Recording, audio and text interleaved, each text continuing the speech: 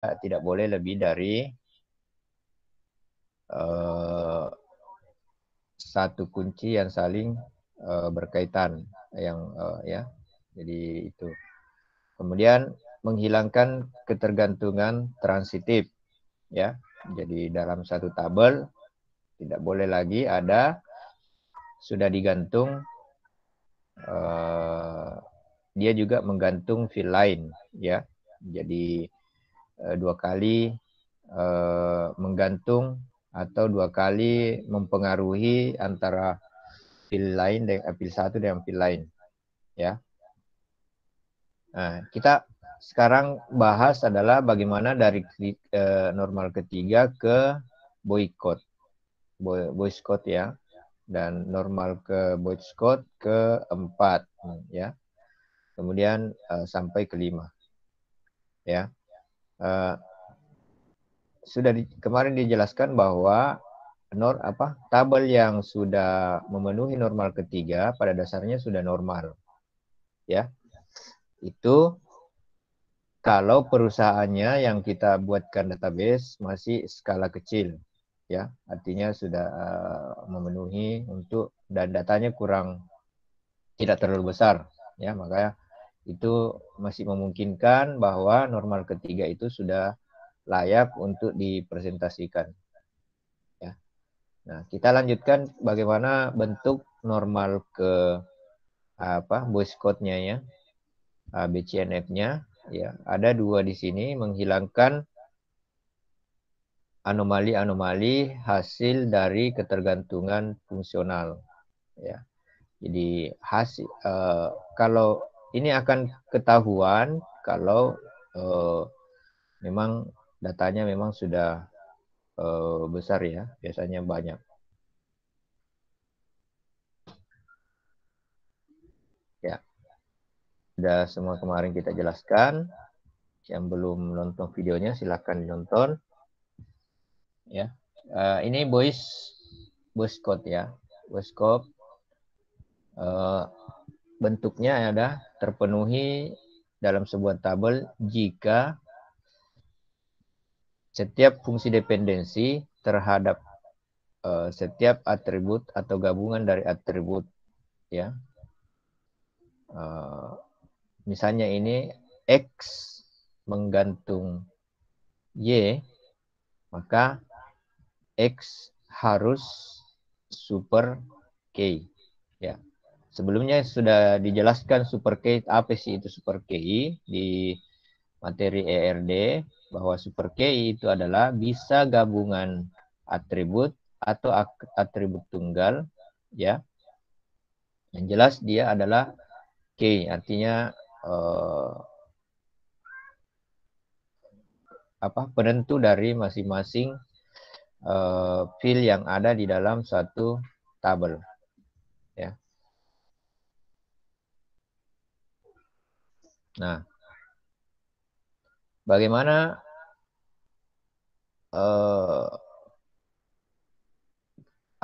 ini kan mirip-mirip dengan normal ketiga ya. Normal ketiga juga seperti ini ya. Nomor ketiga juga seperti ini. Apa yang membedakan antara normal pertama dengan normal Boyce code dengan normal ketiga ya? Nah, dikatakan di sini bahwa setiap tabel pada BCNF merupakan normal ketiga, artinya sudah normal ketiga dia ya. Kan tetapi setiap tabel belum tentu termasuk Boyce code normal ya. Perbedaannya adalah di sini. Kalau X ya, kalau X adalah kunci atau super K dan A ini adalah atribut pendukung atau atribut yang digantung oleh himpunan X ini, himpunan super K ini ya, maka A ini tidak boleh ya, tidak boleh sebagai primary key baik di tabel itu maupun di tabel lain ya. Jadi yang digantung itu tidak boleh dia sebagai primary key. Ya, jadi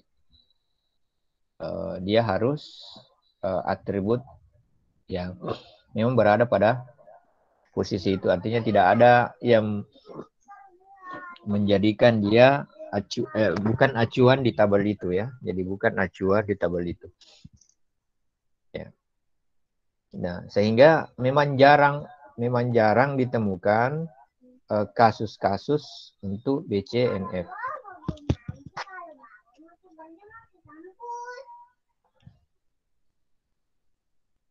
Nah, bagaimana bentuknya normal keempat? Normal keempat itu bentuknya adalah menghindari namanya multi-value atribut. Ya, multi-value atribut. Ya. Sebagai contoh, ketika ada disajikan tabel seperti ini, nah ini kan namanya multi-value. Mary, multi-value, ya. Namun ada bagian yang kosong. Ada yang kosong. Ya, bukan nol ya, kosong. Nol itu artinya kosong. Kalau nol, masih ada nilainya, yaitu nol. Tapi nol berarti kosong. Ya, yaitu desain, skillnya desain dan analisis. Nah,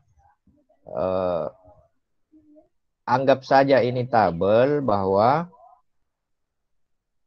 misalnya kasusnya seperti ini, bahwa kita tidak tahu ini 5 proyeknya ini Mary, apakah semua desain atau 5 ini proyeknya dia juga sebagai desain, dia juga sebagai analisis. Ya, itu kita tidak mengetahui apa namanya maksud dari tabel ini. Ya, karena kenapa nol? Seandainya di sini nol, ya berarti nol di sini maksudnya Mary itu belum punya proyek terkait skillnya sebagai analisis. Tapi karena di sini nol, berarti 5 ini proyek jumlah keseluruhan proyeknya dari si Mary, ya, jumlah keseluruhan proyeknya dari si Mary ada 5, ya, baik itu sebagai desain maupun sebagai analis. Nah, bagaimana mengatasi seperti ini, ya, supaya tidak ambigu, tidak multitafsir, ya, karena yang seperti ini pasti ada namanya multi tafsir, tidak jelas maksudnya. Ya, tidak jelas maksudnya, maka sebaiknya dipisahkan antara pegawai terhadap proyek dan pegawai terhadap skill. Maka dibuat tabel, 2 tabel, dari satu tabel ini menjadi 2 tabel, yaitu tabel pegawai terhadap proyek dan pegawai terhadap skill. Jadi itu yang dicari di normalisasi keempat. Jadi sekali lagi bahwa normal keempat ini juga termasuk adalah normal yang masih agak susah untuk ditemukan kasusnya kalau sudah mencapai ke normal ketiga, karena ini ya biasanya ditemukan kalau sudah terisi datanya, ya. Karena kalau sudah diatasi sampai ketiga itu dia sudah biasanya ini mirip-mirip dengan kasusnya normal ke pertama ya. Normal pertama yaitu menghilangkan grup, ya, atau multi value. Seperti itu. Jadi kalau kita ulang ke normal 1 sebenarnya itu sama dengan melanjutkan ke normal keempat.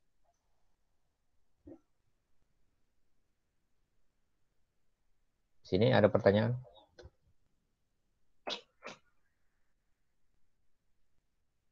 Nah, kemudian kalau tidak ada kita lanjut ke normal kelima. Ini juga normal kelima. Ya, ini sudah sudah tidak ada kaitannya dengan normal 1 sampai dengan normal ke 5, keempat, ya, normal keempat. Baik itu fungsi ketergantungan fungsional, fungsional dependensi, ketergantungan parsial, ya. Intinya dia adalah memiliki lossless decomposition menjadi tabel-tabel yang lebih kecil, ya. Pokoknya pecahkan saja tabel-tabel itu sekecil mungkin. Yang penting dia mempunyai makna, ya, mempunyai makna tabel tersebut itu memungkinkan untuk dipecahkan, ya, memungkinkan untuk dipecahkan. Apa dasarnya? Dasarnya adalah efisiensi penyimpanan, ya. Nah, cuma ada efeknya, ya. Semakin kecil tabel, semakin susah untuk dipresentasikan. Semakin kecil untuk membuat laporannya nanti, membuat ininya, karena terlalu banyak join, ya, banyak join, banyak kombinasi tabel, kombinasinya antara tabel satu dengan tabel yang lain, itu perlu dilakukan perintah namanya join, ya. Selama dia masih bisa di join, berarti silahkan dipecahkan. Apa dasarnya? Yaitu efisiensi penyimpanan, ya. Jadi untuk data-data besar biasanya dia menganut sampai normal ke-5. Apa contohnya yang bisa dipecahkan? Yaitu fil-fil yang di tabel itu isinya berulang-ulang, itu saja isinya, ya. Itu saja isinya, itu bisa dibuat tabel referensinya, namanya tabel referensi kalau pemecahannya itu tidak didasarkan pada ketergantungan fungsional. Apa contohnya? Ya, misalnya agama, ya. Itu saja isinya, tapi itu memiliki 4 atau berapa? Misalnya Kristen, Protestan, itu memiliki karakter yang lumayan panjang, ya. Jadi kita ambil saja yang paling panjang, misalnya Kristen, Protestan, itu sekitar 9 atau 10 karakter termasuk spasinya, ya. Kalau misalnya data yang kita simpan itu adalah data mahasiswa seluruh Indonesia, ya, seluruh Indonesia, maka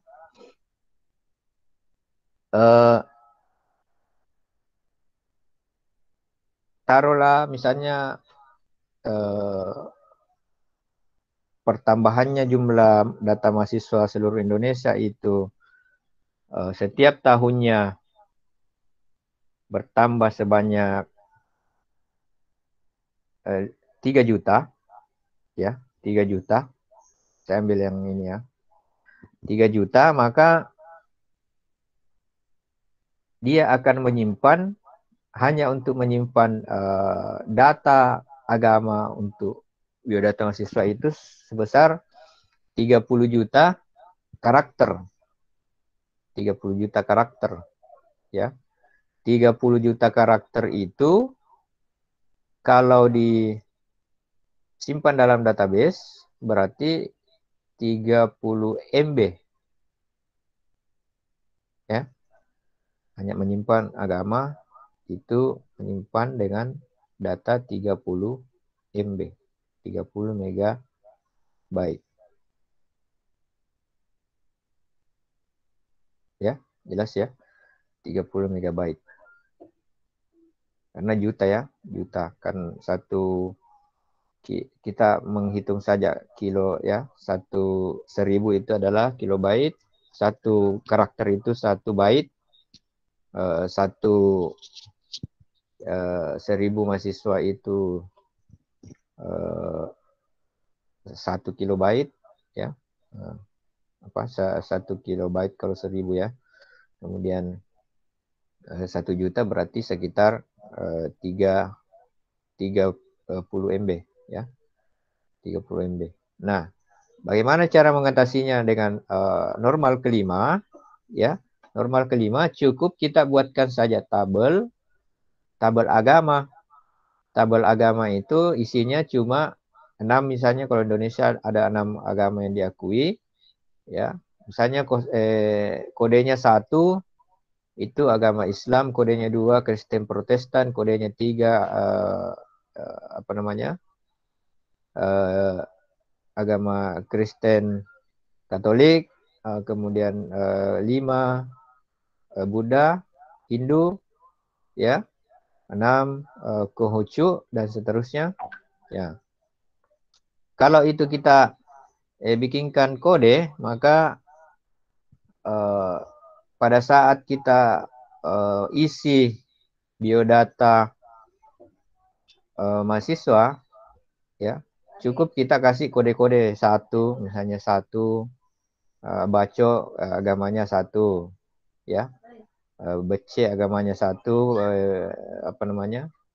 Si Ferdi misalnya agamanya 2 ya. Markus misalnya agamanya 3 dan seterusnya dan seterusnya dan seterusnya. Sehingga untuk file agama ini hanya menyimpan data sesuai dengan jumlah mahasiswa, yaitu tadi 3.000 ya.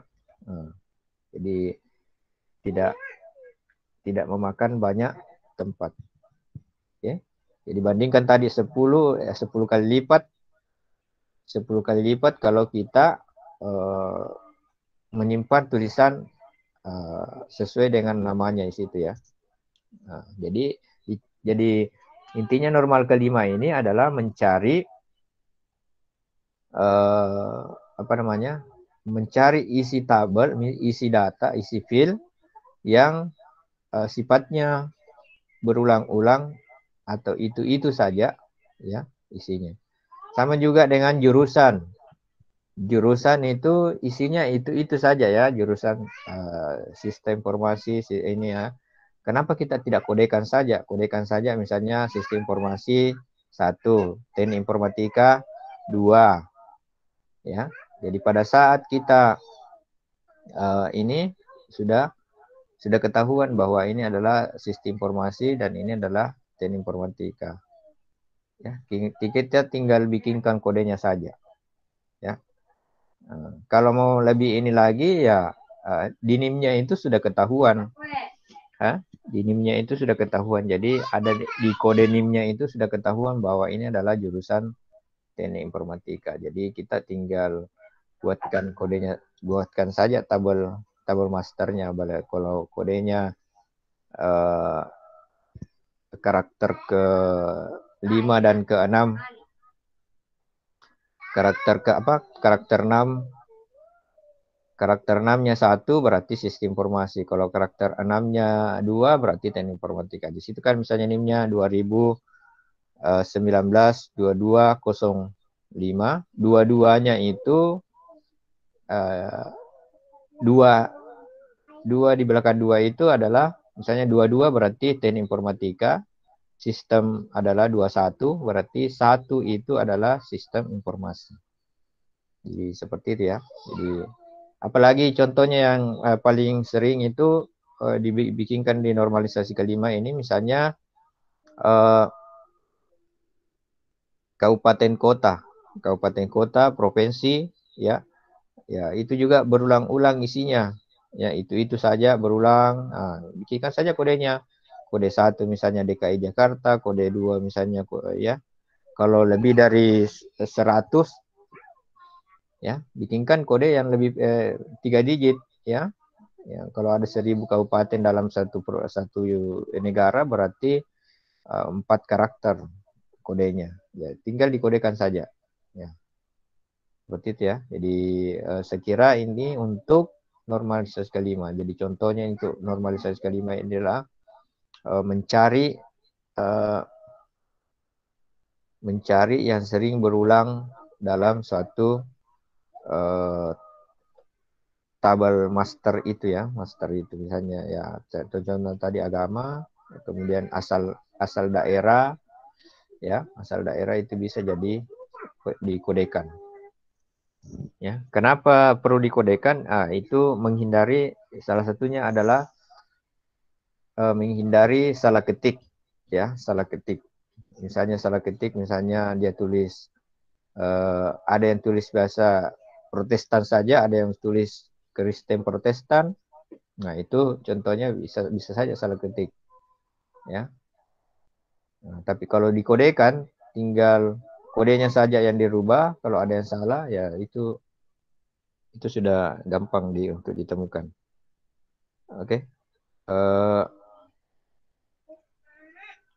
Apalagi yang biasanya eh, ini untuk misalnya predikatnya, misalnya IPK-nya misalnya 3, sekian sampai 3, sekian itu cum laude. 3, apa?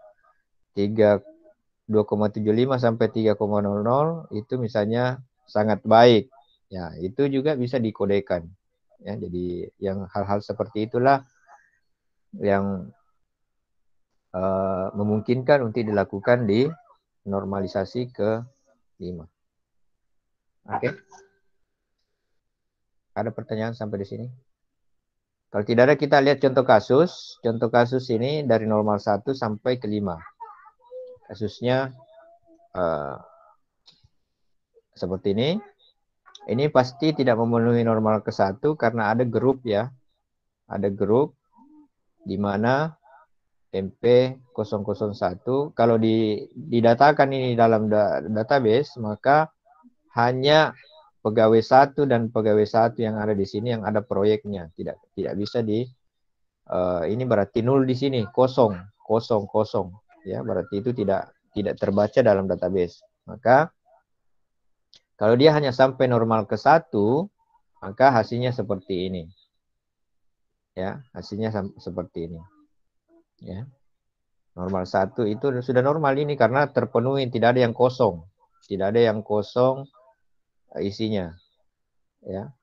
Nah, bagaimana menuju ke normal kedua? Cari kunci-kunci yang ada di sini. Ada nomor proyek, ya, dan ada nomor pegawai. Bagaimana ciri-cirinya sebuah kunci apabila ada yang dia gantung ya, ada yang dia gantung. Kalau dia NP001 maka pasti BR semua di sini ya, BRR. NP002 pasti Pemda. Yang lain tidak bisa digantung ya. Ya, yang lainnya tidak bisa digantung oleh nomor proyek ya.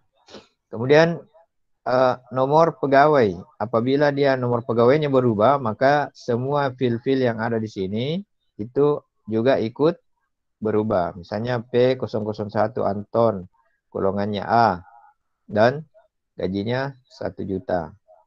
Ya, kita lihat di sini lagi pegawainya 01, ya, namanya Sita, Anton juga ya, Anton, ya, golongannya A, gaji pokoknya juga 1 juta, 1 juta di sini ya.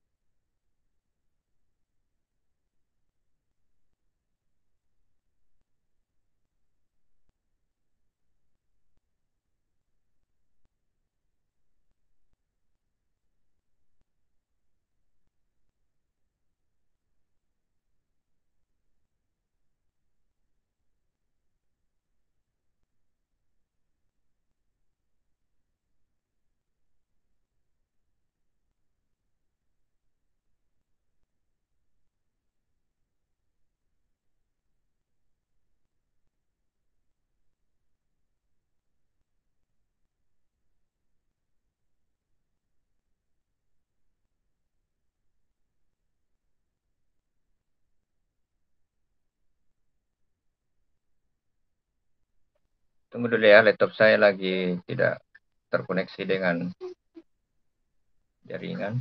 Jadi standby saja dulu. Saya restart.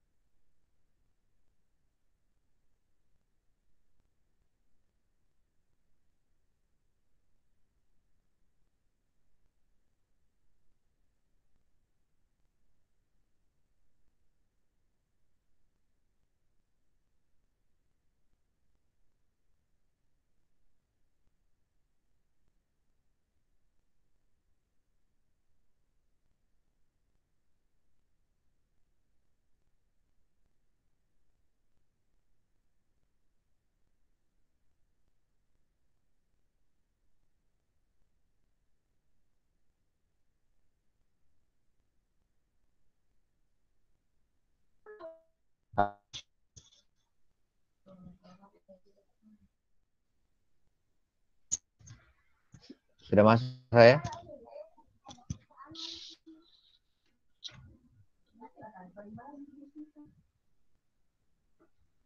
Halo?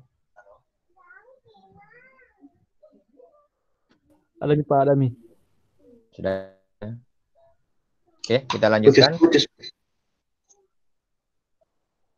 Putus-putus. Buram Cek. ki Pak. Cek. Halo. Sudah bagus?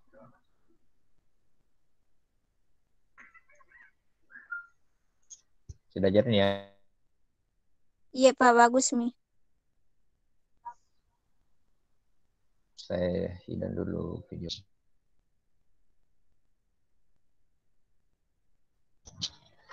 Oke.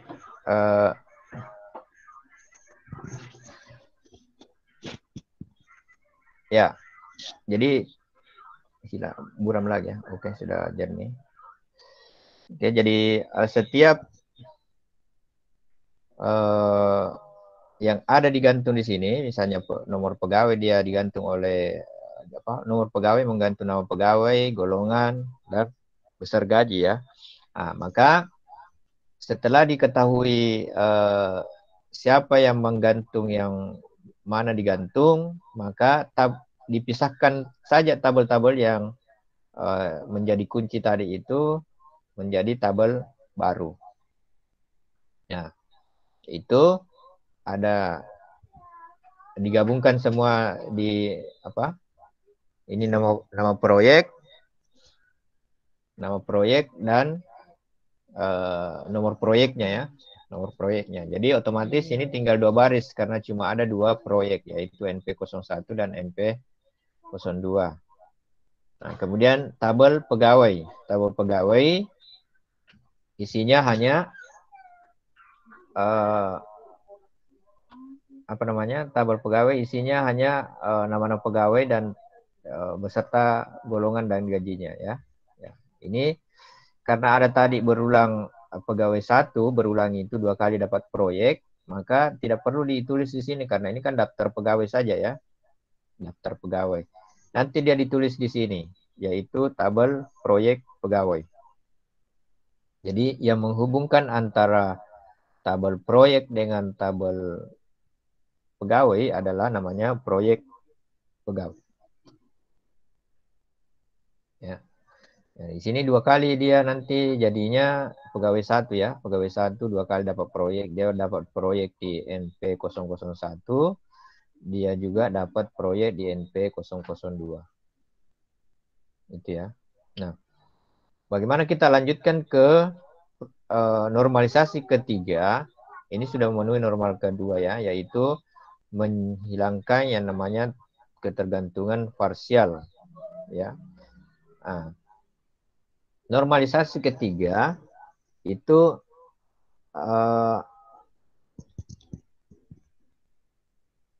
kita akan mencari ya, kita akan mencari yang namanya ketergantungan parsial. Apa ketergantungan transitif? Ya, ketergantungan transitif artinya sudah digantung, menggantung lagi. Ya. Ya. Apa contohnya itu? Kalau ada cowok melamar ke gadis, itu digantung tidak? Maharnya Digantung ya. Bilang saya akan menikahimu bulan depan kalau ada kalaunya. Kalau bagus panen padiku di kampung. Berarti ini dia nagantung itu cewek bulan depan. Nah, ini juga laki-laki tergantung pada padinya. Ya. Itu yang mau dihilangkan di normalisasi ketiga. Jadi bagaimana cari tabel di sini? Apakah ada di sini dari ketiga tabel tadi yang dihasilkan normal kedua itu ada kasusnya seperti itu? Nah, ternyata ada, yaitu golongan. Golongan ternyata menggantung gaji bersih atau gaji bersih tergantung pada besar gaji tergantung pada golongan. Kalau golongannya A, dia 1 juta. Kalau golongannya B 900. Kalau ya, semua yang B ini ada 900. Kalau C 750. Kalau D mungkin ya, kalau ada golongan D di sini mungkin ya 500. Ya, seperti itu. Jadi itu yang mau dihilangkan. Bagaimana cara menghilangkannya? Ya. Cara menghilangkannya adalah dikembalikan ini tadi tabel proyek, tabel proyek pegawai, tabel pegawai. Pegawai itu tinggal hilangkan di sini gajinya ya. Hilangkan gajinya. Gaji itu disimpan di tabel golongan. Oke. Jadi lumayan ini mengurangi 3 baris ya, 3 baris. 3 baris untuk gaji besar gaji. Seandainya taruh di sini kan 3 yang dia kurangi ya. Nah, 3 baris dari hasil pengurangan ini. Yang ini juga tadi nama proyeknya juga 5 baris yang dia kurangi. Berapa? Tadinya kalau dia disematkan di sini itu 4 baris tambahannya ya, karena dia 6 baris tadi di sini, 6 baris kalau dia ikut terus ini nama proyeknya, maka ini akan hemat sebanyak 6 baris. 4 baris. Sementara ini hemat 1 baris dari tabel aslinya tadi di sini ya. Tabel aslinya tadi ini kan 6 baris ya.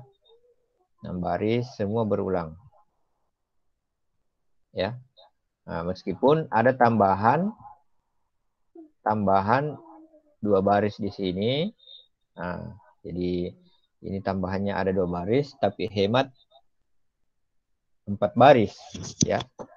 Nah, jadi ada tambahannya 2 baris tapi hemat 4 baris. Ini ada tambahannya 3 baris ya, 3 baris juga hemat 3 baris ya, jadi impas. Ya. Tapi tambahannya di sini cuma 1 karakter ya, 1 karakter yang berulang. Sementara kalau berulang di sini 9 karakter ini ya. 1 2 3 4 5 6 7 8 9. Meskipun di sini 3 baris yang kurang dan 3 baris yang bertambah, tapi yang bertambahnya itu cuma satu karakter bertambah 3 baris, sementara yang dikurangi 9 karakter berkurang sebanyak 3 baris. Jadi itu hematnya seperti itu. Ya. Nah, jadi ini sudah normal ketiga ya, tidak ada lagi yang bisa kita normalkan. Ya, jadi seperti itu. Jadi makanya pada normal ketiga itu pada umumnya sudah normal. Oke. Jadi kalau kita menghitung-hitung ini memang ini sudah hemat ya. Kita hitung secara manual saja dulu. Misalnya ini kita hitung ya dari tabel awalnya, tabel normal 1. Ini 5 karakter ya. Ada 5 karakter, paling panjang 5 karakter ya. Berarti ini 5 kali 6 baris, berarti ada 30 ya, 30 karakter ya, 30. Ini juga 5 yang paling panjang pemdanya 5 ya. Berarti ini juga 30. Ini juga 5, berarti ini juga 30. Anton, Paula, yang paling panjang juga Anton sama Paula ya. Berarti ini juga 5. Berarti ini sudah 120 ya. Ya, jadi 4 kali 30 berarti 120. Tambah ini 6 karakter berarti 126 ya. Tambah ini 1 juta. 1 juta ini berapa karakter? Ada 9 ya. 1, 2, 3, 4, 5, 6, 7, 8, 9. 9 karakter. 9 kali 6 itu 54 ya. 54 tambah 126 berarti 180 ya. 180 ya.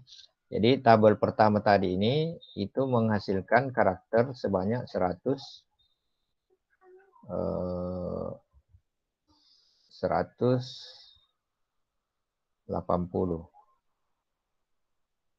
ya. 180 byte atau karakter.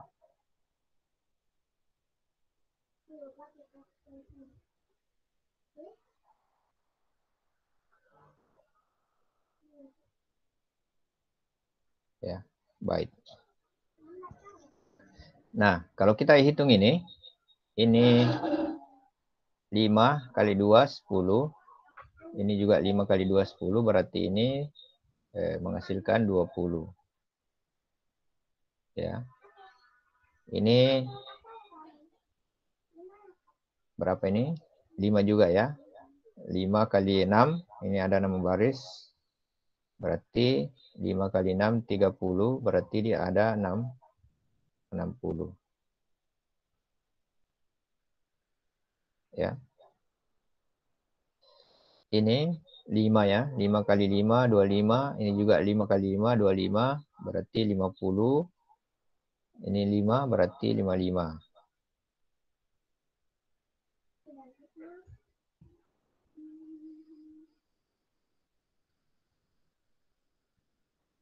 Ya.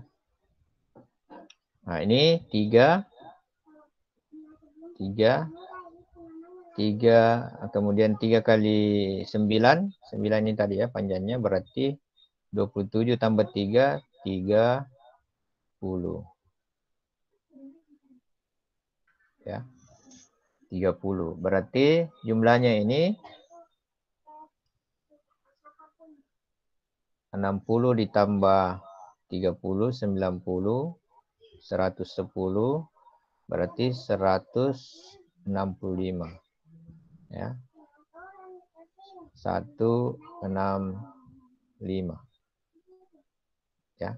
Jadi ini hanya menghasilkan 165 byte. Ini hitungan kasarnya ya. Ya.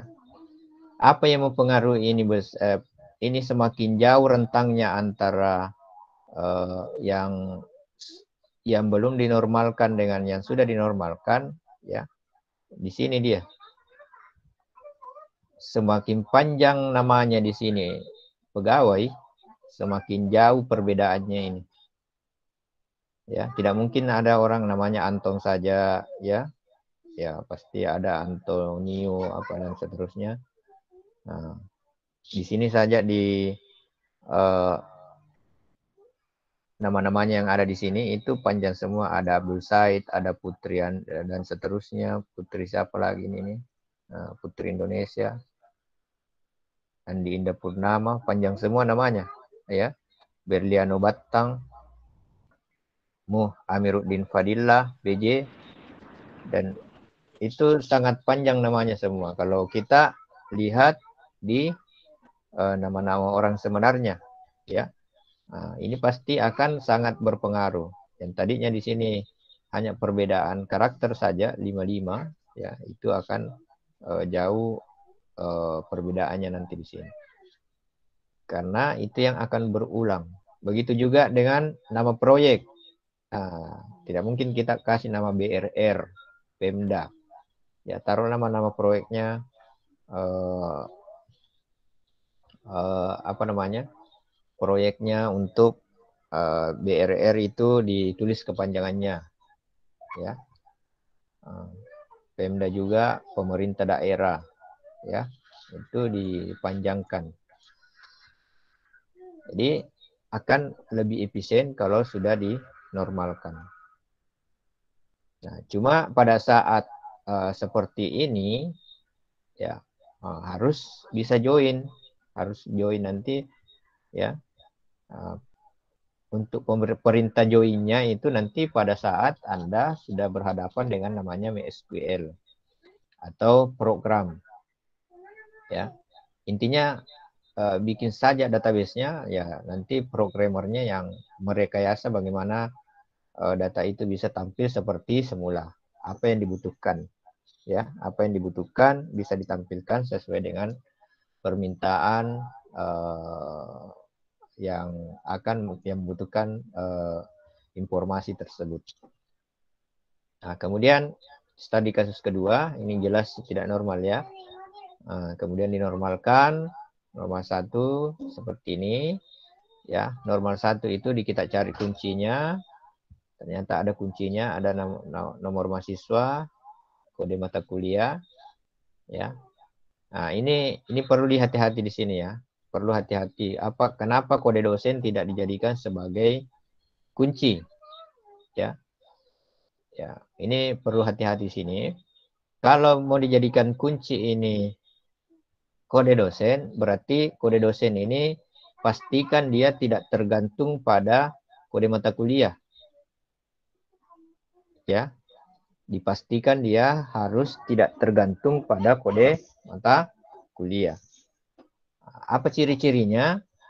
Ya, kalau kode dosen ini dia juga sebagai kunci di normal pertama, yaitu kalau ada mata kuliah yang sama tapi beda dosennya, berarti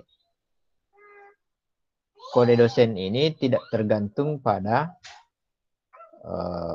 mata kuliah, ya. Kalau ada mata kuliah yang beda dosennya, berarti itu tidak tergantung pada cuma pada kasus ini setiap mata kuliah yang sama, dosennya juga sama, ya. Dosennya juga sama, maka bisa dipastikan bahwa kode dosen dan nama dosen itu tergantung pada kode mata kuliah. Berarti yang menjadi kunci di sini adalah kode MK-nya, ya. Nah, kemudian kita lihat nilai, adakah yang menggantung nilai, ya? Adakah kode kunci yang menggantung nilai di sini? Ternyata tidak ada, ya. Tidak ada. Nah, misalnya MI 350, apakah kalau MI 350 itu nilainya harus A? Ya. Ternyata MI 350 yang kedua itu nilainya C. Berarti MI kode mata kuliah tidak menggantung nilai. Ya. Ya, sebaliknya, apakah mahasiswa dengan NIM 526 83 itu menggantung nilai, ya, menggantung nilai, ya, menggantung nilai. Ternyata juga tidak ya, karena si 83 ini tidak semua dapat B. Tidak semua selalu dapat A. Seandainya menggantung ini berarti setiap ada Willy pasti dapat A. Tapi nyatanya ada nilainya A, ada nilainya B. Begitu juga Bakri, ada nilainya C, ada nilainya B, ada nilainya A. Nah, seperti itu ya. Jadi begitu caranya mencari siapa yang digantung. Nah, kalau ada seperti itu yang tidak digantung secara satu kunci, maka untuk mengetahui siapa yang menggantungnya, maka yang ini, ya, nilai ini digantung oleh lebih dari satu kunci, yaitu kode MK dan nomor mahasiswa. Itulah yang menggantungnya dia ya. Jadi ini tambah ini menggantung ini, ya, menggantung nilai. Sehingga tabel ini dipecah menjadi 3 bagian, yaitu tabel mahasiswa itu sendiri. Jadi ini tabel mahasiswa itu sendiri, ya. Kemudian tabel mata kuliah,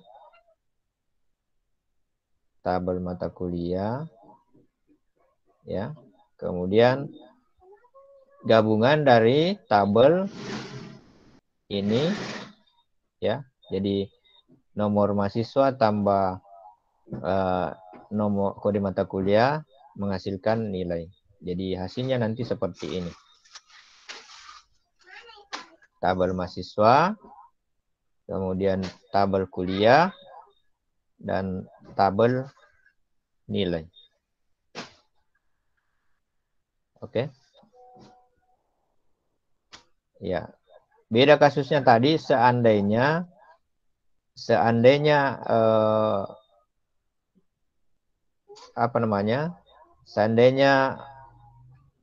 manajemen basis data ini lebih dari satu dosennya, maka ini tidak boleh ada di sini, dia harus bisa di sini ya.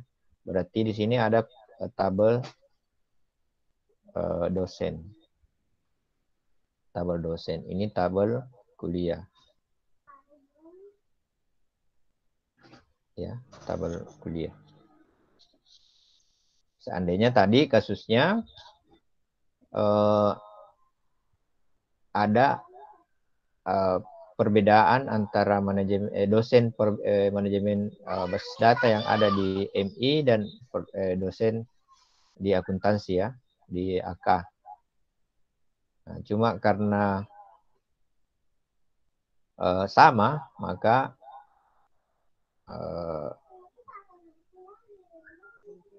harusnya di sini ada tambahan lagi satu ya. Oh iya, cocok. Kode MI ya, MI manajemen basis data 350. Ya. Seperti itu, jadi itu. Nah, menuju ke normal ketiga, berarti ini dikatakan sebagai, diabaikan saja tadi ini contohnya ya, contoh ini. Abaikan contoh ini, bahwa kalau seandainya tadi ini ya, ini seandainya. Seandainya bahwa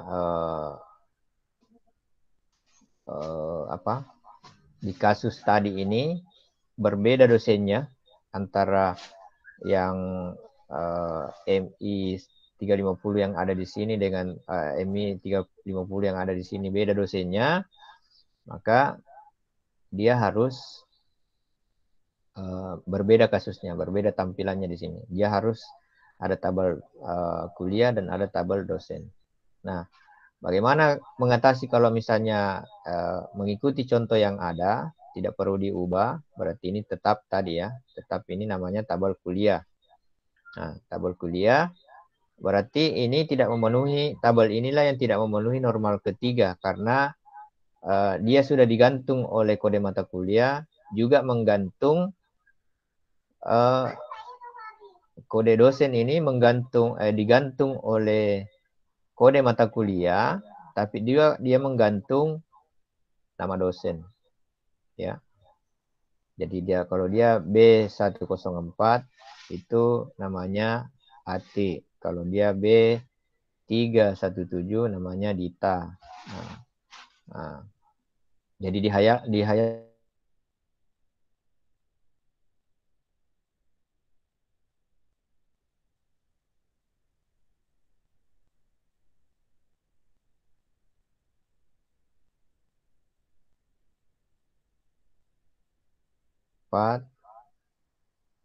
ya, berarti otomatis di sini namanya AT.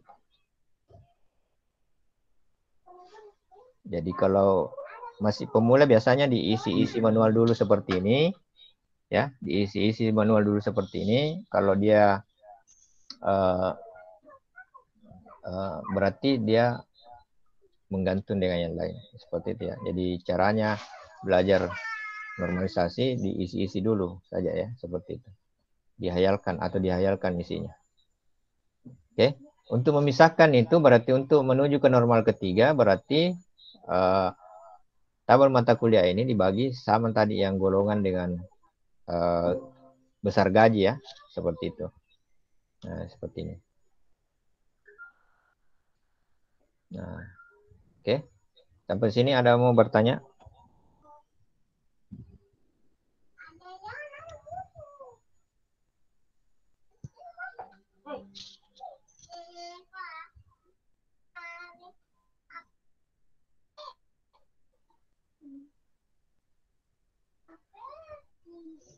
Oke, kalau tidak ada, saya